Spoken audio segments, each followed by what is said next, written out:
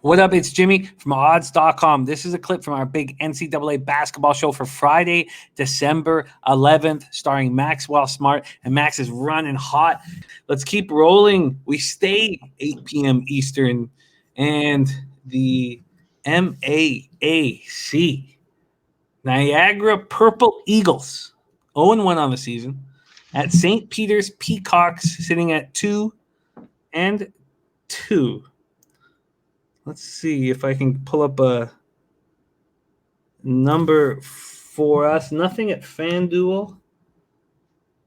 And Bet365 is giving us St. Peter's as 9-point favorites. This total at 134.5. Again, for those of you watching for the first time, Max can only make official legal licensed books in America, which adds another twist, another level of difficulty for his official record. We're at the Yanitelli Center, Jersey City, New Jersey. After a 12-20 season, 9-11 in conference, Niagara got off to an ugly start. 75-45 loss at Syracuse. They were 17-point dogs. You know, they didn't come in with a ton of hope, but they were destroyed. They shot 27.7% from the field, 16.7% from three. They were out-rebounded 51-32. Their leading scorer, Marcus Hammond, scored 8 points on 3 of 13 shooting. The only positive thing you can say about the game was at least Marcus Hammond went after his misses, picked up 10 boards. After a tight 76-75 loss at St. John's, St. Peter's won 2 straight over LaSalle and Stony Brook. They were feeling good about themselves. They go into Maryland. It was a makeup situation due to COVID issues, a makeup game, and they got pummeled, 90-57. They opened their season with nice shooting performances, but shot just 32.3% from the field in their 33-point loss to Maryland. A wake-up call for the Peacocks. Max, Niagara, St. Peter's, let's roll. Yeah, I hope that Niagara can defend more often on more possessions than they did against Syracuse. Plain and simple truth is you're in a buy low spot with this game and with this line. When I look at Niagara, this is a team that I thought that was going to be on the rise when it comes to the Metro Atlantic Conference, and I still think that. I think that they just went up against a tough defense, a team with a lot of length, and that knew how to play their defense. With Rasheed Solomon and Justin Roberts, you have 2 capable other scoring guards who both do it at different levels to assist Marcus Hammond, who is going to be an all-Maac type player this year.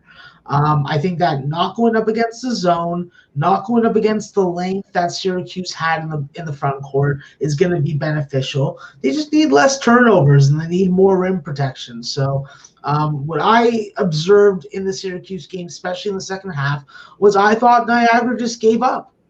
I think that hopefully they got coached well by Coach Paulus.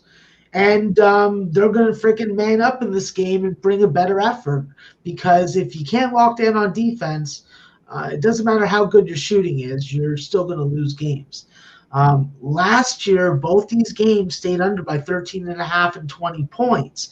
But it is important to know that so far in St. Peter's season, out of their 4 games, they've gone over 3 out of 4, and they've gone over by 5.4 points per game. So there is selling points on total opportunity, but seeing that they're 3-1, knowing that's a known stat and a known trend, if you will, I would still be looking at the under in this game. Not enough that I'm making a bet for the show's pick record. I will definitely be on it because I'm a degenerate. But I will take Niagara +9. I do think that Niagara presents a bigger problem than Stony Brook. And I do think that they also present a bigger challenge than LaSalle did. When I think about Niagara, Niagara can move the ball from side to side. They can get inside and out. They're not afraid to penetrate and try and get to the free throw line. And they're not afraid to muck up the game and try and limit possessions and work the clock. I think that this guard-oriented Niagara team has to just get a better start. They need a good start against St. Peter's. And St. Peter's, you know what? They looked really shitty in their last game. Casey Nadafo was terrible. His offensive game was pathetic. I was like, is this guy even a D1 player? And he's supposed to be an all Maac type defender. So another issue with St. Peter's is, do you trust Hassan Drami to not turn the ball over the way that he has?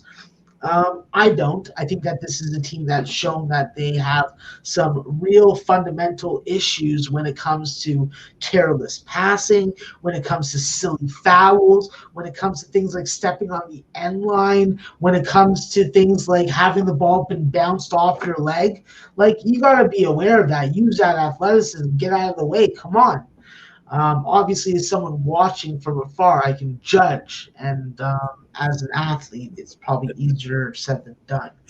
But when it comes to this number, Jim, 9 points is a generous number. I think it's a little high. I'll take them full game. And for anybody that cares, I'm going to be on the under, and I'm going to think that St. Peter's is going to revert back to the quality defense they played in conference last year. And Niagara's actually going to defend for the whole game and not give up. I love it. Just putting in my notes that you're also on the under, but just not officially. Yes, sir. On personal action. Okay, there we go. Niagara Purple Eagles +9 at -110 available right now at Bet365.